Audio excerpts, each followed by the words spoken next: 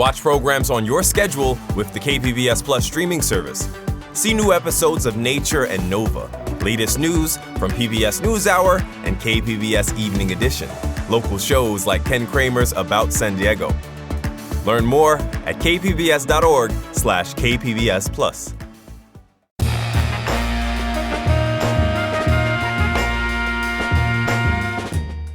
Welcome in San Diego, it's Jade Hindman. On today's show, San Diego's civil rights activist and icon Harold K. Brown passed away at the age of 92. We'll talk about the life and legacy he built. This is KPBS Midday Edition, connecting our communities through conversation. Last week, longtime civil rights activist and San Diego icon Dr. Harold K. Brown passed away at the age of 92. Born in York, Pennsylvania, Hal came to San Diego State University in 1953 on a basketball scholarship. He was heavily involved in San Diego's civil rights movement throughout the 1950s and 60s. Then in 1971 became SDSU's first ever black administrator. He then founded the Afro-American Studies program, now known as the Department of Africana Studies. The work never stopped for Hal. So today we're commemorating his legacy and the mark he left on San Diego. I'm joined now by Adisa Alkebalan, chair of SDSU's Africana Studies Department. Professor Alkebalan, welcome.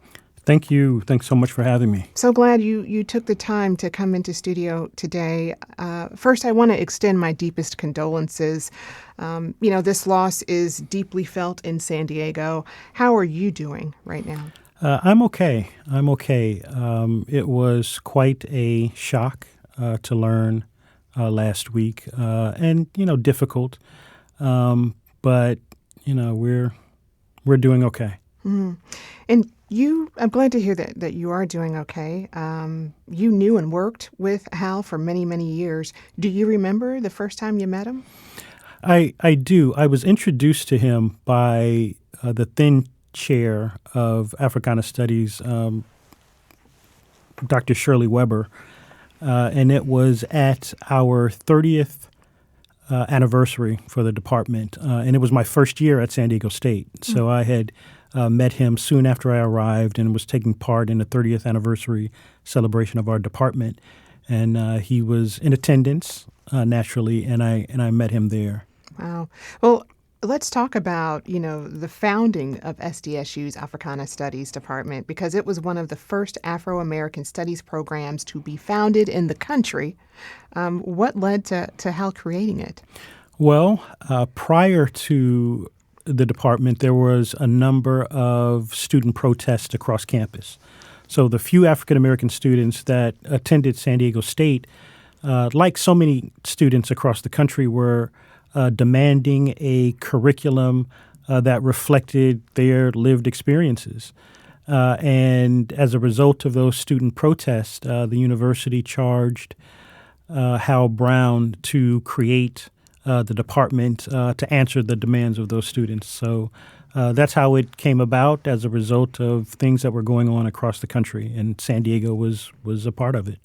He eventually stepped down from his administrator role there, but continued to stay involved. In what ways did he do that? Well, he continued the fight and the push for civil rights. In addition to his activities on campus, he was very much rooted in the San Diego community and fighting for civil rights, and he continued to do that up until his passing. Mm-hmm. And again, as you pointed out, the department's founding was really an extension of his community activism at the time. Can you talk more about that and the civil rights work he was involved in? Well, he was the founder of the San Diego chapter of CORE, Congress of Racial Equality. And in the city of San Diego, he, fought for or against discriminatory hiring practices.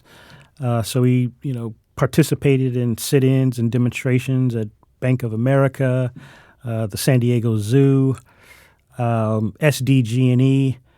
So it was quite logical and really a natural progression for what he would eventually do at San Diego State. It was an extension of the work that he, up to that point, had been doing for nearly 20 years.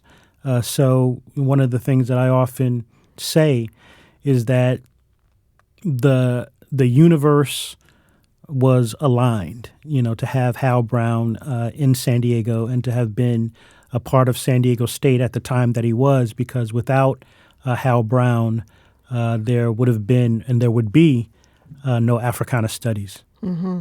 A lot of his work also centered around economic justice, which was like, this last prong for the civil rights movement here. Talk about that. How did he fight for economic justice?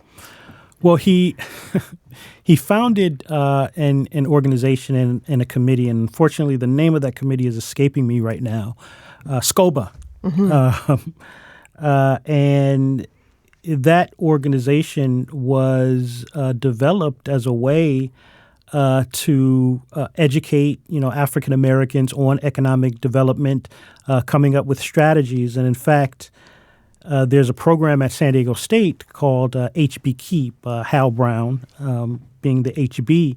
And a part of that program's mission is to educate students on how to effectively participate in capitalism, or understanding the challenges of capitalism and how to manage it. So it talks about economic development, community ties, understanding African American history, et cetera. So his interest in economic development was, part and parcel to all of the other activities and activism that he did. Mm-hmm. I last spoke with Hal in 2025 when the Supreme Court was still debating the Voting Rights Act. Here's what he had to say about what kept him fighting for equity and justice. I'm fighting for my mother, my family, my friends. If they can't fight, I can fight. And I'm going to continue to do that until the day I die. And I think many more of us should be doing it to make sure that what Kamala Harris was saying is we are not going back. But we're not going back because we're going to fight. And we're going to do the kinds of things that we need to do to prevent our going back. And we have to do it ourselves. One thing about Mr. Brown is that he remained committed to the fight for empowerment, racial justice, all throughout his life. Talk about why that was so significant, not just to the fight, but for the next generation to see. Well, it's tremendously important for the next generation to see, and it's so interesting to hear those words and to hear him say that he's going to fight for civil rights until the day that he dies, because that's exactly what he did. He remained committed to the challenges, committed to the struggle, and it's so important for young people to see that because in modern society, it's just so difficult to, quite frankly, it's often difficult to just educate, which might sound strange coming from an educator. But, today I think our students have so many distractions and so many interests that they don't really grasp what came before them, and that the privileges that they enjoy today didn't just kind of spring out of the Constitution, but rather they came about as a result of the hard work and dedication of people like Hal Brown and Hal Brown. So it's very important for young people to see that and to really recommit themselves to take up old challenges and new challenges, because they are ever present. So it's really important for us to know who Hal Brown was, what he stood for, and to emulate him. Mm-hmm. He was really passionate about centering history and remembering those who came before, as you mentioned. That's really the core of your work at the Africana Studies Department. How are you continuing to do that?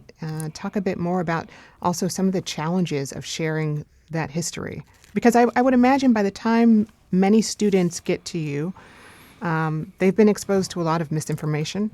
So how are you continuing to educate? Yeah, it's a struggle. It's definitely a struggle. As someone who teaches African American history, I know all too well, and freshmen, so I know all too well the level of knowledge that the typical student comes to the university with, and oftentimes they're very much disconnected from the past, as I said before. So fortunately, one of the things that happened in the California State University system is that, and I'm proud to say that I'm very much a part of it happening, but there was legislation that we affectionately call the Ethnic Studies Bill that requires all California State University students to take a class in ethnic studies. And I think that legislation that one of our own, current Secretary of State, former Africana Studies Chair, Dr. Shirley Weber, she authored that legislation. And because of that legislation, all students in the CSU system must take a class in ethnic studies. So I think things like that, or that particular legislation, has gone a long way at educating our students to the history and legacy of not only African Americans but other people of color. African American history as it related to discrimination, segregation, the Voting Rights Act, the Civil Rights Act, et cetera, et cetera. So that's how we were able to kind of continue to push forward with educating our students on this very important history. Mm-hmm. What did Hal's life, what did his life and legacy, what does it mean to you? Well, Hal represents what so many folks in my community represented, in that many people can't understand what it was like to grow up in the 1930s and 40s and 50s. Now I came around in the 1970s, so I'm the product of the post-civil rights movement. And on a certain level, there are things that I can't personally relate to, but I relate to it in a way because of my field of study. So Hal Brown, having grown up in the era that he grew up in, kind of changes, it really changes my focus. Because when I read about the stuff and I learn about the stuff and I teach about the stuff that Hal Brown lived, so in many ways, he is my teacher. And I will forever be grateful for that. Mm. And is there anything else you'd like to add in closing to that? Well, yes. Where do we pick up the fight? Where do we pick up Hal's legacy from here? Well, by looking at him as the model. I think a lot of us have kind of taken for granted the privileges that we have and believe that the struggle and the fight is over. And because a lot of times we're comfortable, in our lives, and we've become very reactionary. But Hal Brown was not reactionary. He was constantly on the move. He was constantly fighting. And I think that that's what we have to continue to do. That's who we have to continue to be, and not, be so comfortable. And I think, a lot of what I'm saying now, has less to do with, me being chair of Africana Studies or a teacher of history, but really being, grieving for someone who meant a great deal, not only to me personally, but to the city of San Diego and to San Diego State, University.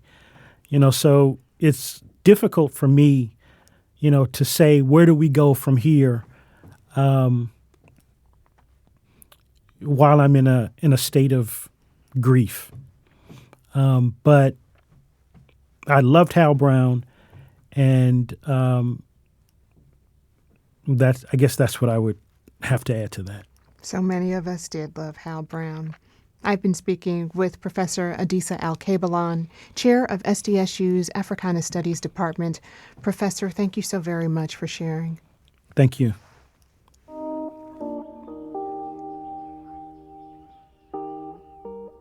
Still to come, the life and legacy of Harold K. Brown in his own words. Midday Edition is back after the break.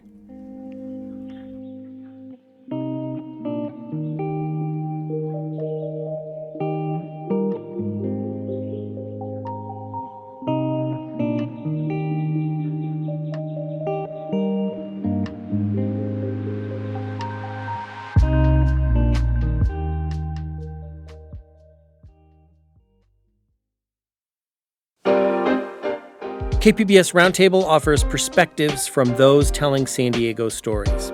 Join us for weekly conversations with reporters and storytellers, adding depth and context to the headlines driving the news in the San Diego region. Listen wherever you get your podcasts. Welcome back. You're listening to KPBS Midday Edition. I'm Jade Hindman. This hour, we're commemorating the legacy of local civil rights activist Harold K. Brown, who passed away last week at the age of 92. I had the honor of speaking with Hal on Midday Edition several times. We chatted about his lifelong fight for racial and economic justice, and I got his thoughts on everything from the current rollback on civil rights to how we got to where we are today.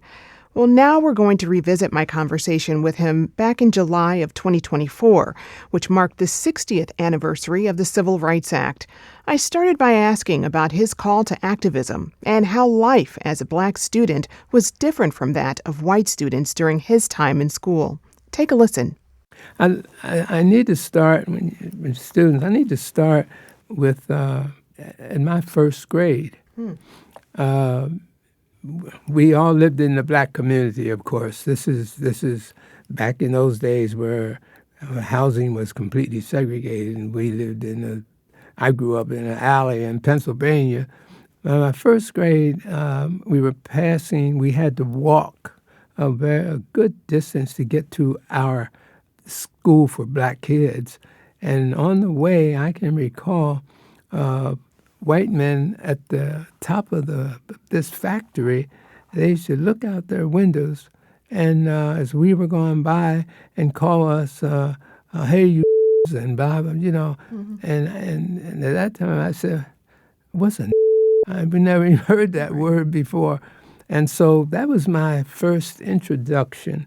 And then when I graduated from high school, there was a picnic to celebrate the graduates at a place that's about 30 miles outside of York. And when we heard that, you can go, but you can't swim in the pool. So I said, forget it. And then we decided we weren't going to that place. So, that went on up through college, running into situations there. I was a chairman of the Constitutions Committee. I was on the student government. Yeah. Student government. I was my responsibility was to review all whatever it took for each organization on campus to have. I reviewed their bylaws, mm-hmm. and the bylaws stated that the fraternities and sororities were for white students. Mm-hmm. And so that was another, knock in the head when I started speaking to groups about the treatment of blacks in America. And then I was approached by a person, another black fellow, he said that they were starting a civil rights organization by the name of the Congress of Racial Equality. And would I be interested? And I said, of course I would. So I joined there, and then I became the president or the chairman of that group. And from then on, it was strictly involvement in the civil rights movement. In that group that you were involved in after graduating college, you really fought to integrate neighborhoods in San Diego County. What did those demonstrations look like? Well, the first thing that comes to my mind is that, they were small at that time when I started. One of the first demonstrations that we had was when President John Kennedy came to San Diego to speak here at San Diego State, and we wanted to show him that there were these conditions of segregation and discrimination right here in San Diego. And we held, I was on El Cajon Boulevard, I think was where they brought him down, El Cajon Boulevard. And so we stood there with signs expressing that how we felt. And there was a lot of discrimination here and segregation here as well as in the South. Well, how did the community respond to that, and how did the Kennedy respond to it? We never found out how President Kennedy accepted our demonstration. But the interesting part about San Diego at that time was that in the white community, the white community was very conservative, and it's still conservative, but it's very conservative and closed in a lot of ways to blacks. But when we decided that we were going to really push hard for integration in San Diego and for elimination of job discrimination and elimination of living facilities like hotels and things, the big in a hotel in San Diego was the El Cortez. Mm-hmm. And would not allow blacks to live there. And so this whole thing was disturbing back then in a way that there wasn't much that we could do. We had no power in the city council and board of supervisors and all that. We had no one on those. And so it was tough. But when we demonstrated the same as the demonstrations all over the country were taking place, and not only in the Congress of Racial Equality, which is around the country, but they were the kinds of demonstrations that we had to take according to the resistance that we had, which meant we had the picketing, online picketing, we had the sit-ins, and we had even coin-ins at the banks because no banks had any blacks or Mexicans or Spanish. I mean, it was always very much closed. And so we took on the Bank of America, the largest bank in California. And that was a tough assignment. Yeah, it was. My grandmother was the first black bank teller in St. Louis. Mm. They told me how they used to have to close the blinds because people would drive by to look and say, oh, there she is, So, I mean, with such resistance, what kept you going? My motivation came from two sources. One was that, I watched my mother and my brothers and sisters and my friends, uncles and aunts, and all of us in the black community were restricted to the living of those conditions there, and no jobs hardly were available. If they were the lowest jobs that you could get. And so I watched that as I was growing up. And then the incidents that I mentioned to you earlier, those things all piled up in my mind. And they stayed there. And I resented them. And I hated them. And I decided that I would speak up. When I saw the opportunity to get involved in the civil rights movement, I just jumped at the chance, because then I could express all of those feelings that I had inside. And so that's what I did, and I had an opportunity to work with the Congress of Racial Equality as its local chairman and Western Regional chairman. That was why when I was arrested several times and I served jail sentences and all of those things, I mean, it was worth it every minute.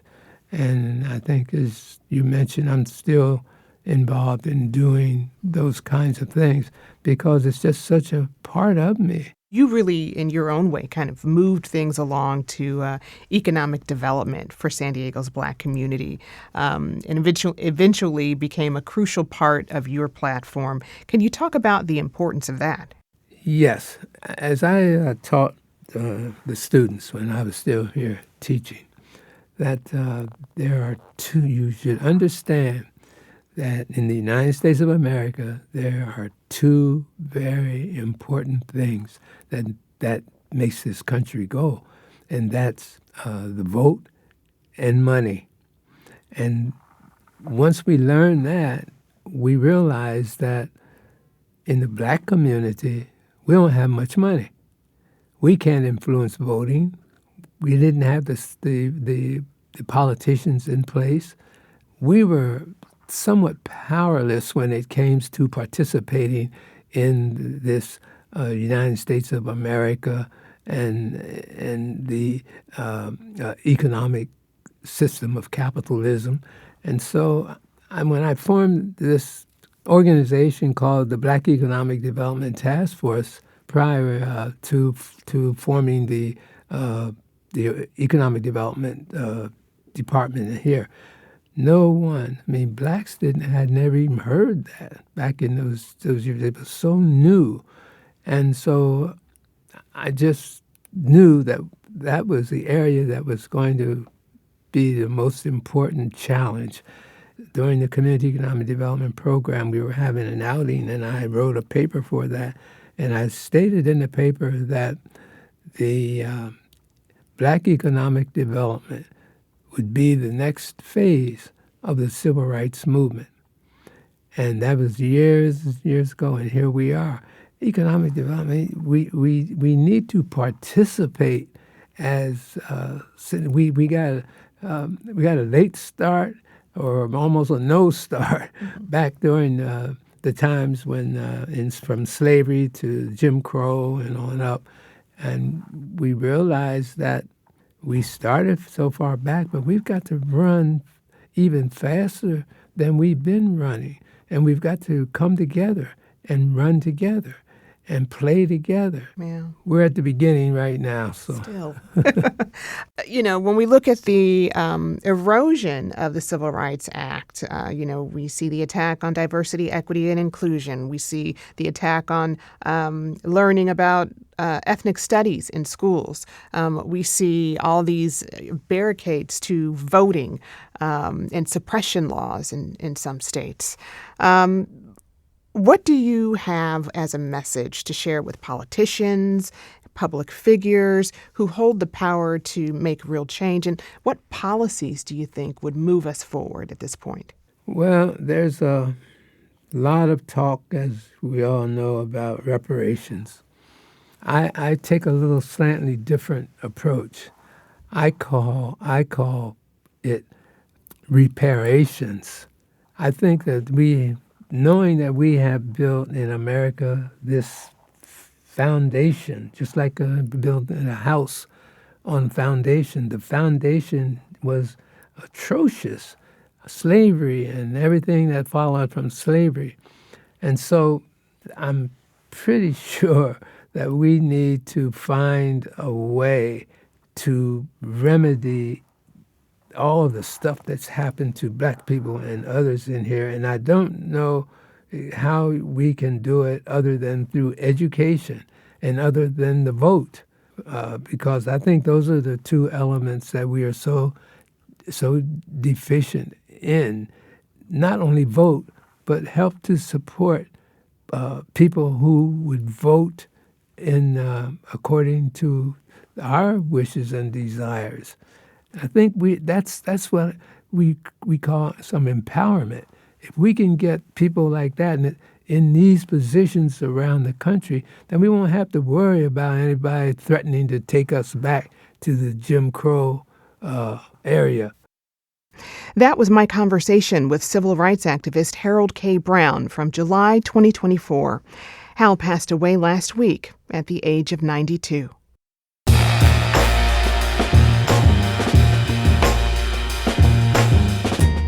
That's our show for today. I'm your host, Jade Hindman. Thanks for tuning in to Midday Edition. Be sure to have a great day on purpose, everyone.